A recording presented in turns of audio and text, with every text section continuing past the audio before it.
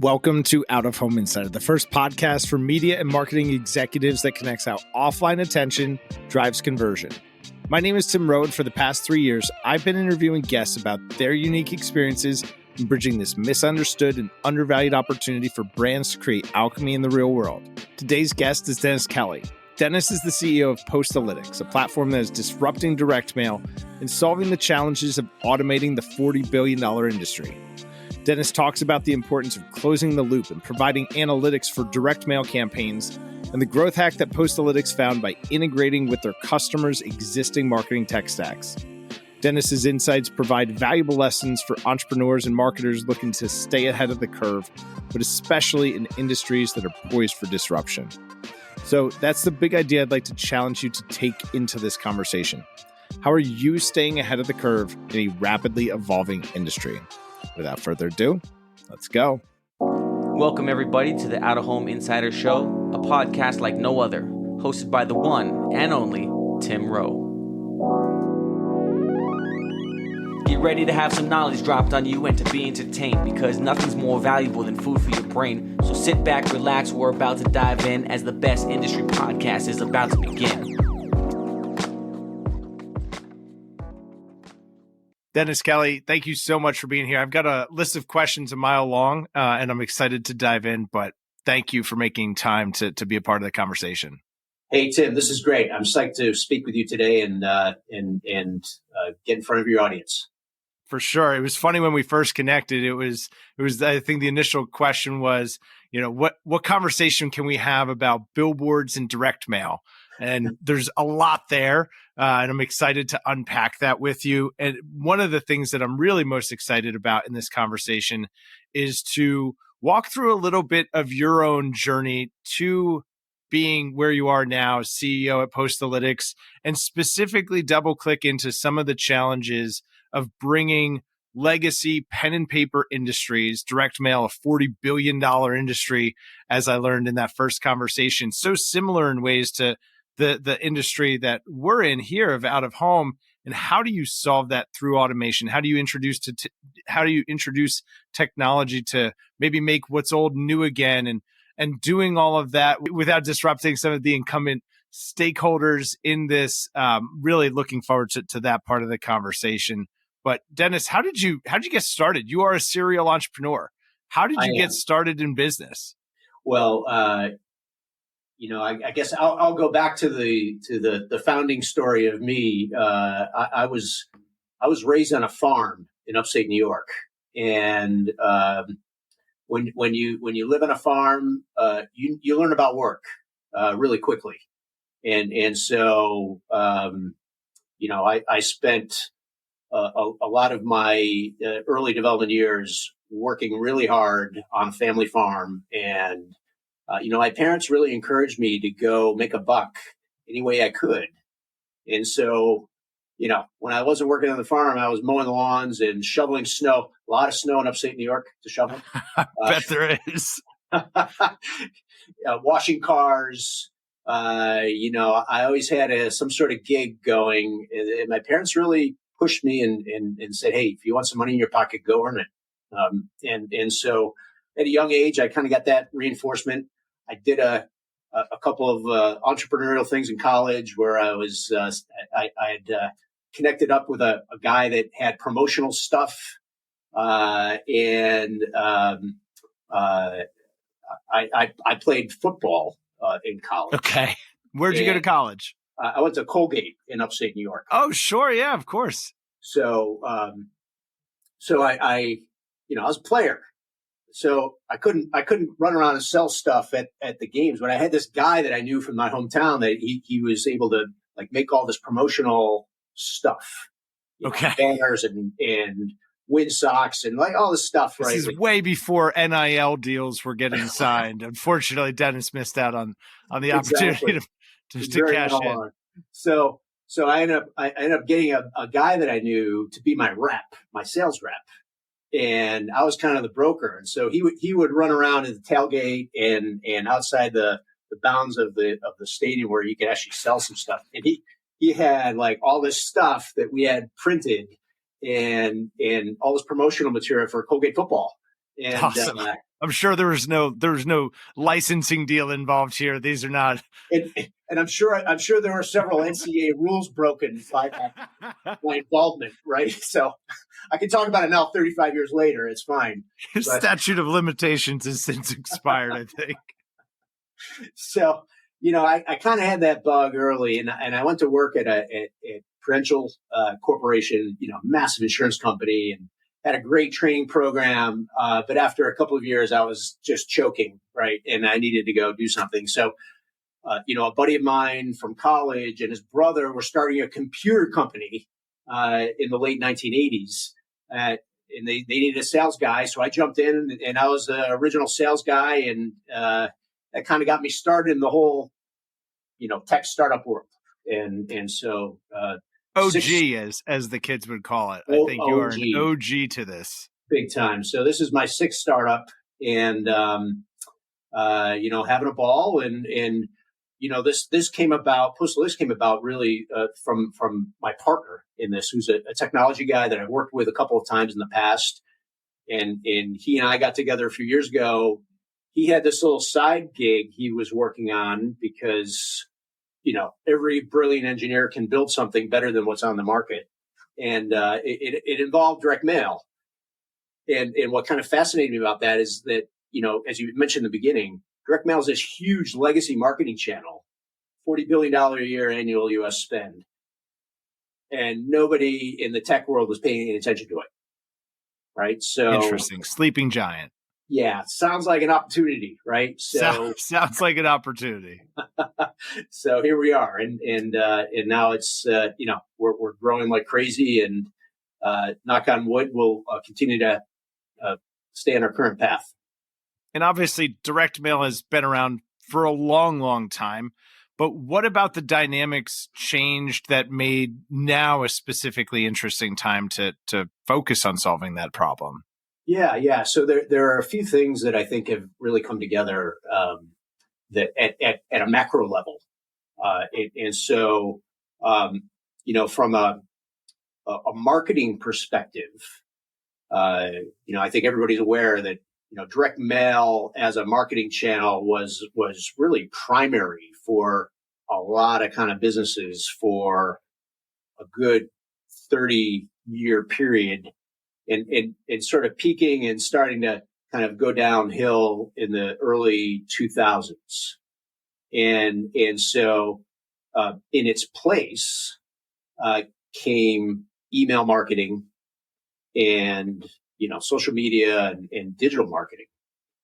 And like just about every other marketing channel, those channels produced massive returns in their early years. Mm-hmm. And then as soon as anything works in marketing, the whole world is ruin it. We just ruin it. It's really a problem. Yeah. So what's happened with email over the last 15 years, really, and with digital in the last 5, the cost of customer acquisition has been rising rapidly. Email open rates are on a long-term steady decline over time. The average American gets, between 100 and 300 emails a day. And I believe that. And so, it's just overwhelming. And so, if you're a marketer, how do you stand out? How do you differentiate yourself from everybody else who's following the exact same email and digital playbook? Right. So that's one big thing.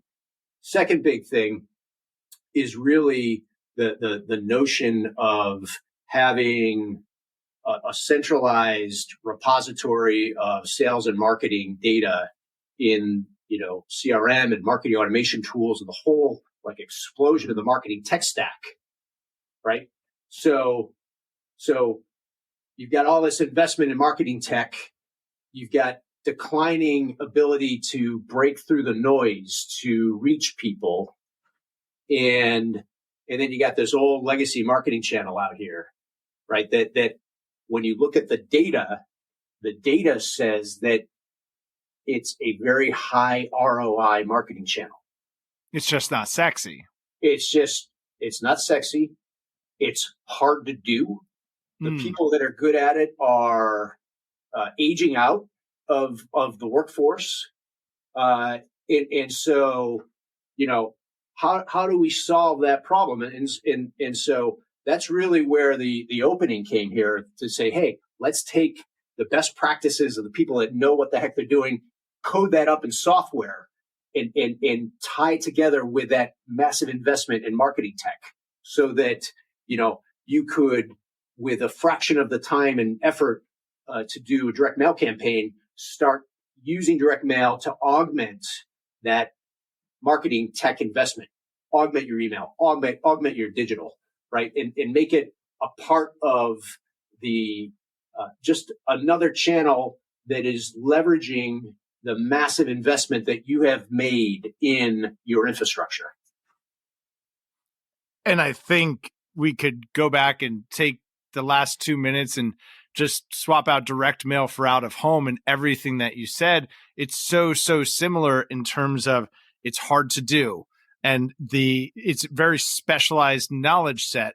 And we've seen as an industry automation in ways attempt to streamline some of it. I'm curious, from your perspective in building Postalytics, what were the hardest parts of stitching together that automation flow? Obviously, out of home, much different. It's billboards, it's bus shelters, there's various formats and vendors and all these things. But I'm sure that doing this for direct mail came with as many of its own challenges. What were some of the hardest and most unique in doing that? Sure. So I think, starting right away, the fact that you are translating a software, cloud-based digital experience into something that is created in the physical world. Mm-hmm. That's a thing, right? It is a thing. That is a thing. I've always felt like that was a thing, and you saying it right now validates me in ways that I can't even express. If you're anything like me, you want to stay ahead of the curve, even in a fast-paced world. But sometimes it can be downright impossible to stay up to date with everything going on around you. That's when I realized the solution was sitting right in front of me the whole time. A daily newsletter of everything on my radar. A daily newsletter I call the Insider Daily Brief. From buy side to sell side, tech to financial markets, you're going to love the convenience of having a curated daily newsfeed delivered directly to your inbox Monday through Friday. Stay informed, make better decisions, grow your business. Subscribe to Insider Daily Brief at oohinsiderdaily.com. That's oohinsiderdaily.com to subscribe to the fastest growing daily newsletter just for media and marketing executives. Now, back to the show. It is a thing. Yeah. It's weird to build in a completely, essentially virtual environment on computers, something that is tangible and experienced in the physical space. That's right. And so, what we've had to do is go out and find commercial printers who are willing and excited to adapt kind of an entirely new business model to interface with us using software that maybe they've never created before, right? That they're dealing with APIs for the first time. And instead of getting big Excel files through FTP, and that's kind of how printers typically work. In legacy direct mail is very file based. It's a very relationship oriented business where you're a printer and all your customers, and you got print salespeople that are calling on them, sitting in their office talking about paper stock and Pantone colors and all this stuff, right? And we're coming at them and saying, hey guys, we want to build this thing that's going to just feed you an API call, and you got to get it turned around and out the door with very high quality, on a daily basis. And, you don't know anything else. You're just seeing a steady stream of postcards and letters and self-mailers from customers all over the country, all over the world, even that are selling in the US and Canada. Like, it's a very different approach to business for these print partners. And so figuring that whole thing out, that interface and the technical side of it, the business side of it, is really job number one, right? Like how are you going to deliver that physical product? And right, because you need everyone to buy it. You could have a great idea and an API and the technology to do it, and the printer says, I'm not interested, you're beat. Yeah, how do I make money on this? I have no idea. It's a great idea. So and then kind of learning everything that could go wrong when you are, printing something with, equipment that breaks and humans that are involved, and like there's all this stuff that can go sideways in a physical process. So, and then when that happens, like how do you deal with that from a software perspective? So, it's that set of translation layer between all the things that make direct mail challenging, right? How do you abstract that, and how do you make it, as seamless and easy as possible, so that the end user is thinking about marketing instead of project managing all these vendors and all these processes that they really don't know anything about. Because they don't care how hard it is. They just want the result, which is I'm putting a message in someone's hand and then they are taking an action and calling my business or coming and visiting me or buying a thing online. That's the job to be done, is produce an outcome. They don't care how hard it is to do it. They just want to do it. They want to do it. And I like to point out, there's a lot of similarities between direct mail marketing and email marketing, except, in email marketing, you're not out there interviewing the email server and, picking this email server you're going to work with, right? Right. And the email server isn't asking you, like what kind of HTML do you want to use, right? Like it's all standardized. It just happens. Exactly. So, and then, so you get the adoption from the printers. Now it's scaling up and obviously balancing out the supply of people willing to print things with the demand of marketers who want things printed. Where do you approach that from? Is it the low end? Is it the high end? How have you gone about disrupting the actual buy side? So what we've decided is that, print in many aspects has been commodified over time. You're probably aware there's been a loss of print revenues, right? So printers who have survived have cut price, and they've kind of lived by just paying enough money to keep these machines going, or charging enough to keep these machines going. So we said, well, there's a layer here of value that we can bring at the higher end with personalization and advanced technologies that aren't available in a manual kind of analog direct mail kind of campaign. And so we've taken that approach that, we want to do more advanced marketing using direct mail, not the cheapest, kind of mass mailing, spray and pray kind of models that, still survive out there to this day. We're really kind of gone up market and say, hey, if you want to do sophisticated marketing with, advanced personalization and, layering of your digital and direct mail channels, that we're after you. That's the kind of customer we want. I guess you can really hear it in the name. Postalytics is definitely appealing to that sophisticated performance marketer. And it's the same customer that out of home that we're talking to, and we've been talking to over the last few years. Some of the challenges incumbent for us are around, we figured out, I think, that the targeting conversation, but particularly around the attribution piece. Is that a part of the platform here, is that you're producing a feedback loop for the brands who are investing in direct mail? Absolutely. Yeah. There are really three fundamental things that we are trying to accomplish as a business. And it's really helping our customers, number one, have a far more streamlined flow, time to get a campaign out the door from weeks to hours. Number two, integration with that marketing tech stack, as I mentioned. Number three is really around analytics. And so, when you interview folks that have been doing direct mail for a long time, you'll ask them, how do you know that this works? And they will often say, well, when I stop mailing, sales go down. It's a pretty good way to judge it, I guess. The best available. Right. So that's great. But that's not going to convince people that are new that want to try this, that they need more than that. Right. And other channels are able to provide that type of data. And so, we've made a significant investment here in tracking both delivery and response to direct mail. Two different things. Did it hit the mailbox? Exactly. So thinking in that kind of email marketing concept, right? Like you need to know when the mail is hitting, if it is hitting or if it's being returned, right?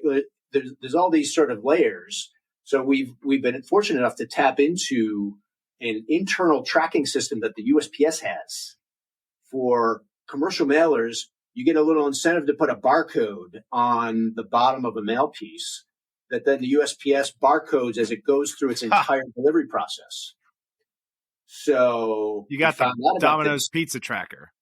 Exactly. It's open to anybody. They can use it. And so, what we're doing on the software side is saying, hey, this postcard from this campaign from this customer is going to go to Tim. We're going to put a unique barcode on that and then associate it to Tim for this particular piece of mail.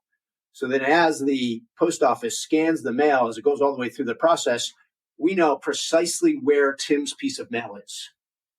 And we're able to communicate that back in terms of, visualization and dashboards in our app, as well as those integrations back into the tech stack. So then all of a sudden, Salesforce and HubSpot and all of your infrastructure knows when Tim's piece of mail is being delivered. It knows, hey, we just found out from the post office that Tim is no longer here, right? We got a different event we're going to send back. So capturing that data and making it actionable is a massive change in the direct mail world. So that's number one. And then number two, we've actually gone out and built and patented some methods of creating personalized QR codes and URLs so that you send out a postcard and it's got a QR code on it to Tim. Tim hits it. We know that this is specifically the postcard that came from this campaign to Tim. Right. We know that Tim is online and doing the following things. Wow. And so, we're able to capture that response, that attribution that is so difficult to do in an analog channel. And it's really about bridging the offline to the online, right? Because once you get somebody online, you can do a lot. So it's like, how do we get those responders to hop online and touch us in a digital way so then we can really track what's happening? And so, again, relevant for out of home because those are the two primary objectives that we are delivering or trying to deliver to our brands and advertisers is one, your ad delivered, right? It hung up. We have the proof that your billboard is live in the wild. And then more specifically and here's what happened once people saw it. They went to your website, they visited your store, they bought the thing, they downloaded the app, they uploaded the balance, they did the thing that you ultimately cared about them doing from the original concept of the campaign. Dennis, I'm curious how has your own perspective on marketing changed? You're an OG at the startup game. You've surely been involved in a lot of marketing conversations, and now you're leading a marketing tech platform. How has your own personal thesis on marketing changed as you've seen and experienced some of the things that you have? Well, I think that really my thought process as a marketer myself is that if you just do what everybody else does, you're lost. You've got to you've got to think, you've got to, bob, and you got to weave, you've got to find areas that are not as exploited, and you got to find a way to make them work for you. And there's opportunity to do that online and offline, and that, older marketing channels don't have to be kind of thought of in the way that that they have been presented in a traditional way. And so you can apply technology to bring the best attributes of the digital world into the offline world and weave them together so that they're really just one thing. It's really just about marketing, and use whatever channels are, not as crowded and less competitive. And then you get an edge. You get an edge over your competition that way. For someone who's listening to this, maybe they're an executive themselves and they've had a successful career and they have knowledge to share. They're wanting to develop themselves as a thought leader and share what they've learned to this point. What advice would you give them in getting started out? It's something that you've spent a lot of time on, but what advice would you give to somebody who maybe is just getting started or thinking, hey, I want to really put myself out there and share what I've learned to this point? Well, I think that there's a couple of things that I've found to be very beneficial. Number one is starting a blog and being able to publish thoughtful, at least in my opinion, thoughtful content, that represents, a little bit more depth than what you'll see put out there on, at a kind of a general level. So if you've got some deeper expertise in an area, go deep, right? Go deep on that. And then the other thing is just doing this, right? I mean, getting out and making yourself available to join podcasts, and where you get a chance to talk with like-minded people about, topics that they're passionate about. You get great stuff. And so, I think those are two things that I've done that I found to be very effective in helping to spread the word and get the message out.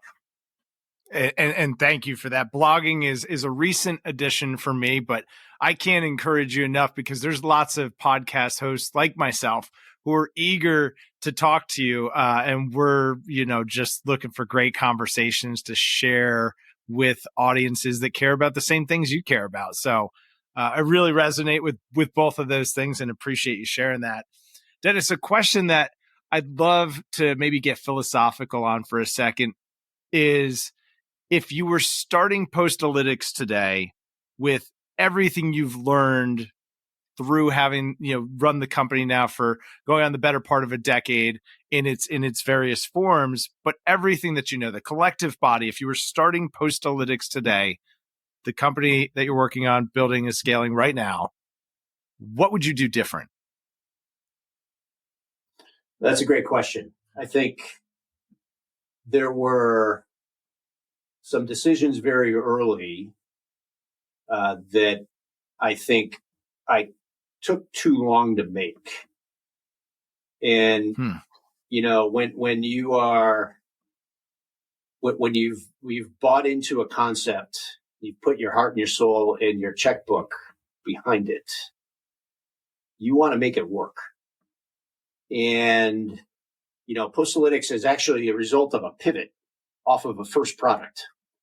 And, if I could have gone back to Dennis several years ago and said, hey, Dennis, pivot now. Don't try that extra marketing person. Don't try that extra sales channel. It's not something that is execution based. It's strategic. You need to be able to sell to the right audience. And we had a great product. We're selling to people that it just wasn't a great market we were trying to sell the initial version of this into.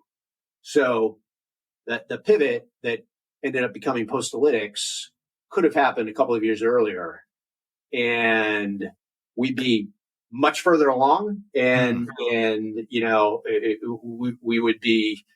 I mean, we're on a great trajectory. We're growing between 80 and 90% a year on an annual basis. So it's wonderful. But we could have been there earlier, and we'd be that much further along if I'd made that decision a couple of years earlier.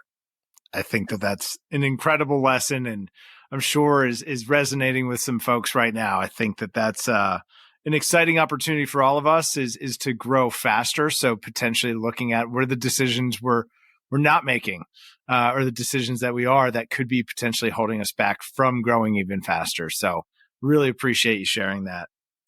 Dennis, in the world of out of home, we call it the latitude and longitude, but you're dealing with real mailboxes. Where do folks find you? What's your address online? Where do people learn more about you? Are you active on any social channels? Tell folks how to get in touch.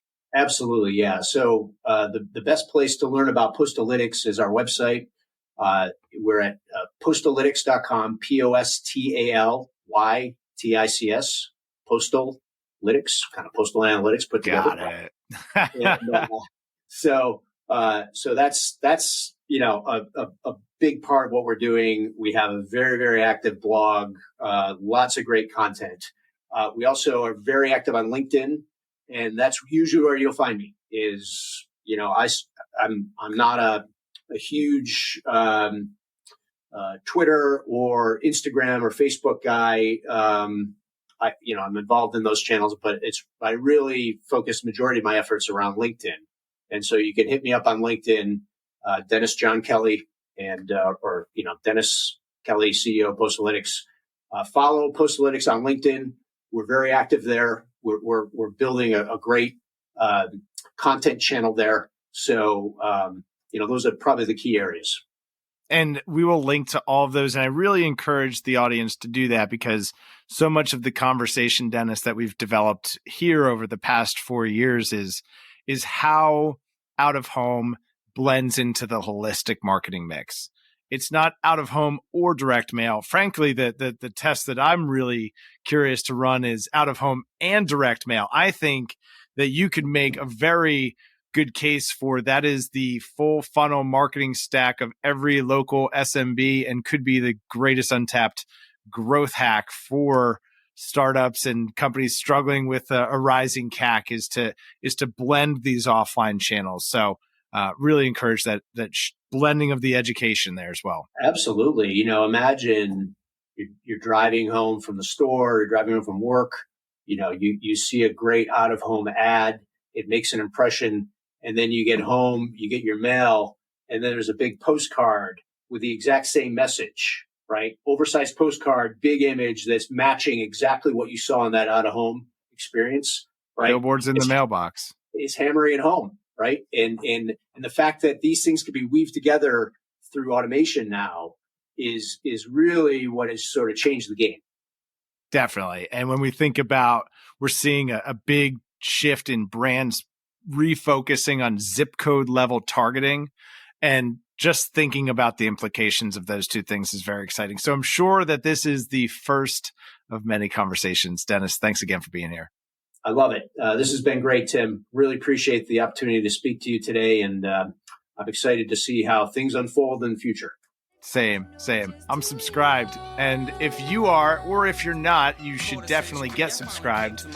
Leave the podcast a review. That's how you help us grow. And we'll see y'all next time.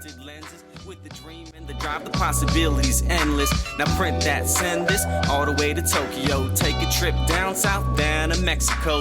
Next stop, Shanghai, the world-class trade show. First class all the way, cause that's how we roll. Yeah, call us the rock star businessman. Rockin' shows, we handle business, man. We got our own future in the palm of our hands, cause divided we fall and together we stand. Old friends trip when they see the new